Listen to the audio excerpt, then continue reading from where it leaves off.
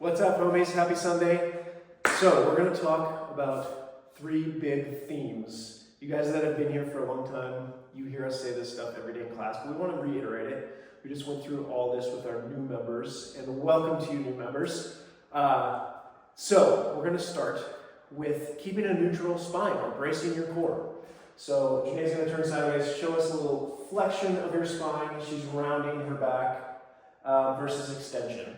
So we want to stay in that neutral spine where she's straight up and down, right? So a good way to find that is to start by taking a big breath in. Then, when somebody's going to come punch you in the gut, you're bracing all the way around. So she's going to lock in all the way around there. Everything's braced. That way, as she goes through a deadlift, she can keep this nice neutral spine. She goes through a squat. Same idea. That spine's not moving, right?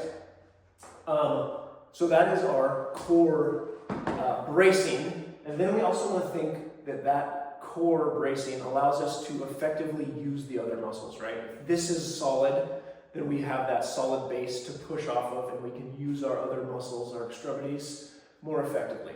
So it's going to be the foundation of basically every movement we do is locking that in. Next, we're going to talk active shoulders. So that means resisting the load that is against us, right? We're always lifting things or using our body and supporting ourselves or an object with our shoulders.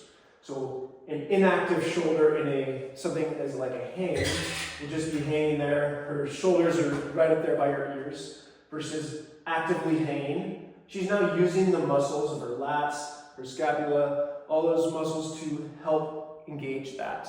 So same idea, she came on down into a push-up position. If she's totally relaxed, kind of sinking into those shoulders, that's what we want to avoid. Right now, the joints and ligaments are holding her up. So she wants to push into that, use those muscles to support her. And then also in that active shoulder, go ahead and hop up, Janae, is how do we use our arms and our shoulders effectively? So as we're in those positions, we want to think about rolling those shoulders down and back. You guys can do this as you're standing in your kitchen, wherever you're watching this, feeling all the muscles around your shoulder engaging. So that's the idea. So as we are going through pressing, we're keeping our elbows in tight, keeping ourselves, keeping that object close to our body, and in control of the shoulder, not kind of the object controlling what our shoulder's doing. And then finally, the last one is using the hips. So the hips generate all the power. It's how we do all of our fun stuff, running, jumping, landing, climbing, all those things. They are driven by a powerful hip. So we are going to emphasize that in many of the movements that we do, such as a kettlebell swing. So Janae's just going to mimic doing a kettlebell swing here, where she uses the hip. You'll notice she's squeezing her butt, explosively extending the hip there to drive that weight up.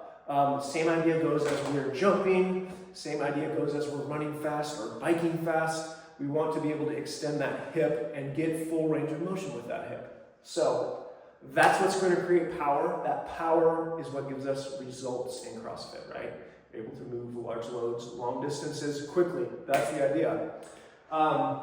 So we wanted to hit that. We also have winter coming. So make sure leave your boots, leave your shoes at the door. Bring your workout shoes in here so that we don't have to do push-ups in the muddy, rainy shoe water that you bring in. Hope you guys have an amazing week. Janae, say something.